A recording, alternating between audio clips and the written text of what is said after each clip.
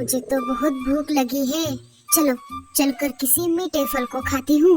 दरवाजा लगा लेती हूँ रे बाबा, वरना कोई और आकर मेरे घर पर कब्जा कर लेगा। मीनू मौसी निकल पड़ती है। उन्हें मीठे फलों वाले पेड़ की तलाश थी। थोड़ी देर खोज करने पर मीनू मौसी को मीठे फल वाला पेड़ दिख जाता है। अरे वाह वाह वाह, लगता है इस पेड़ के फल बहुत मीठे हैं। मीनू मौसी एक फल को खाने लगती है। अरे थू थू थू थू थू, कितना खट्टा फल है। ऐसा फल खाने से अच्छा मैं मिट्टी खा लेती। चलो कोई दूसरा फल ढूंढती हूँ। मीनू मौसी ने बहुत देर खोज की, तभी उन्हें एक लाल रंग के सेब का पेड़ दिख जाता है। वो जल्दी से वहाँ पर आ जाती है। उन्होंने देखा रानो और लाडो चिड़िया सेब का फल खा रही थी। अरे मीनू मौसी, आओ आओ, अच्छा हुआ आप आ गई। हमने आपके लिए थोड़ा सेब बचा कर रखा है, ये आप खा लो। वाह वाह वाह वाह, तुमने तो बहुत अच्छा किया, पूरा सेब खा लिया और बीच का हिस्सा रख दिया। ऐसी बात नहीं है मीनू मौसी, ये देखिए ना, हमने सबसे ज्यादा फल तो आपके लिए ही बचा कर रखा है। ठीक है, लाओ इधर। मीनू मौसी बचा हुआ सेब का फल खाने लगी। अरे वाह वाह वाह, क्या बात है, कितना मीठा फल है। मुझे ऐसे और फल खाने हैं। नहीं मीनू मौसी, यह सेब का फल बस एक ही बचा हुआ था। हमने पूरे जंगल की खोज की, पर हमें ऐसे मीठे फलों वाला पेड़ कहीं पर भी नहीं मिला।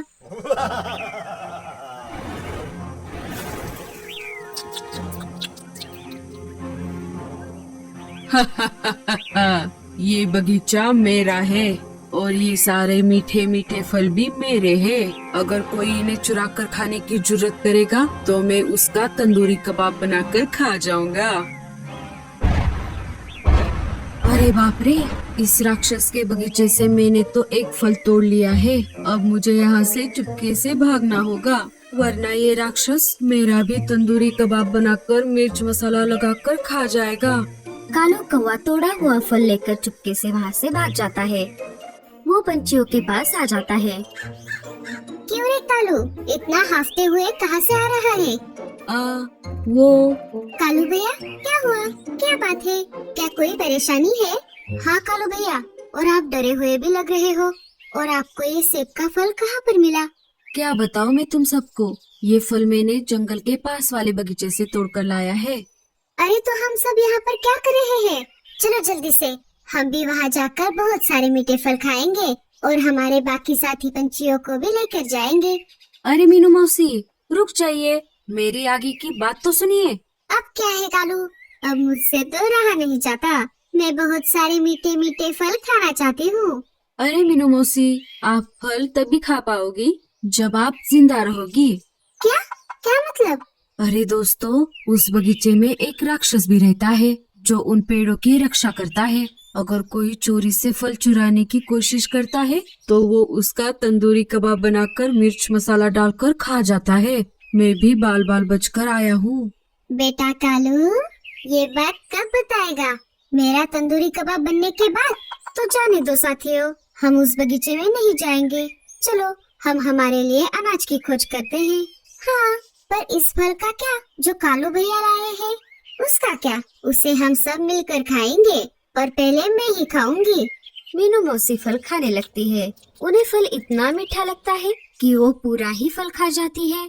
अरे अरे मीनू मौसी, ये आपने क्या कर दिया? आपने तो थोड़ा भी फल हमारे लिए नहीं छोड़ा। क्या करूं कालू, ये फल था ही इतना मीठा कि मुझसे रहा नहीं गया। अगर उस बगीचे के फल इतने ज्यादा मीठे हैं, तो हमें रिस्क लेकर वहाँ जाना ही चाहिए। हाँ, मैं भी यही सोच रहा था रानो। तो चलो फिर हम चलते हैं उस बगीचे में। नहीं लाडो, अभी नहीं। वो राक्षस रात के 12 बजे से सुबह के 6 बजे तक सोता है। हम रात में वहाँ जाएंगे। रात हो जाती है। सारे पंछी मिलकर उस बगीचे के पास आ जाते हैं। वो देखो साथियों, वो है बगीचा। हम एक काम करते हैं, एक एक जाकर वहाँ से फल लेकर आते हैं। मीनू मौसी, पहले आप। नहीं रे बाबा, मैं नहीं जाऊंगी। मैं बूढ़ी हूँ ना, तो मैं सबसे आखिर में जाऊंगी। ठीक है, मैं जाती हूँ। इधर राक्षस खर्राटे ले रहा था, तभी लाडो एक पेड़ के पास आ जाती है और वहाँ से एक फल तोड़कर वापस आ जाती है। अब मैं जाती हूँ। रानू भी जाकर एक सेब लेकर आती है। वैसे ही कालू कौवा भी जाकर एक सेब लेकर आता है। अरे मीनू मौसी, अब आपकी बारी है, जल्दी जाइए वरना वो राक्षस जाग जाएगा। अरे अरे कालू, डरा मत, जा रही हूँ ना। हे ऊपर वाले, बचा ले रे बाबा। एक से मेरा क्या होगा, मैं 2-4 फलों वाला घड़ा एक साथ ही तोड़कर लेकर जाऊंगी। मीनू मौसी को 2-3 फलों वाला घड़ा दिख जाता है। वो उसे तोड़ने ही वाली थी कि तभी राक्षस नींद से जाग जाता है और मीनू मौसी को पकड़ लेता है। कौन है जो मेरे बगीचे के फल तोड़ने आया है? अरे तुम कौन हो और मुझे क्यों पकड़ा है? क्या तुम अंधी हो? तुम्हें दिख नहीं रहा? मैं एक राक्षस हूँ। तुम मेरे बगीचे के फल तोड़ने आई हो ना? अब मैं तुम्हारा तंदूरी कबाब बनाकर खा जाऊंगा। अरे रुको रुको रुको, मैं सच में अंधी हूँ और मैं मेरे घर का रास्ता भूल गई हूँ। मुझे नहीं पता अब मैं कहाँ पर आ गई हूँ। क्या तुम मेरे घर जाने में मदद करोगे? क्या तुम सच में अंधी हो? अरे हाँ बाबा, इस बगीचे के पेड़ों पर इतने सारे लाल लाल फल लगे हुए हैं, वो मुझे नहीं दिख रहे। अच्छा ठीक है, तुम अंधी हो इसलिए मैं तुम्हें छोड़ देता हूँ। अब ये बताओ, तुम कौन से जंगल में रहती हो? मैं सुंदरबन जंगल में रहती हूँ। ठीक है, अब यहाँ से सीधा आगे जाओ, तुम तुम्हारे जंगल पहुँच जाओगी।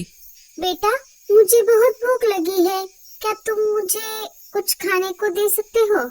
ये लो, और अब भाग जाओ यहाँ से। मीनू मौसी वो घड़ा लेकर अपने साथी पंछियों के पास आ जाती है। बाल बाल बच गई रे बाबा। हे ऊपर वाले, तेरा लाख लाख शुक्र है। अरे अब क्या यहीं पर रहोगे? अब चलो यहाँ से। सारे अपने अपने जंगल फल लेकर वापस आ जाते हैं। वापस जंगल में आकर सारे एक पेड़ पर रुक जाते हैं। मीनू मौसी, आपका जवाब नहीं। एन मौके पर आपने क्या दिमाग लगाया? हाँ मीनू मौसी, आप सच में बहुत हिम्मत वाली हो। साथियों, क्या आप सबने वहाँ पर पिंजरे में बंद उस तोते को देखा? हाँ लाडो, मैंने भी देखा। मैंने भी। और मैंने भी। लेकिन वो तोता वहाँ पर क्यों था? जरूर उसका और उस राक्षस का कोई कनेक्शन है, हमें पता लगाना होगा। हाँ लाडो, कल रात को तुम और मैं उस बगीचे में फिर से जाएंगे और सच्चाई का पता लगाएंगे। ठीक है कालू भैया।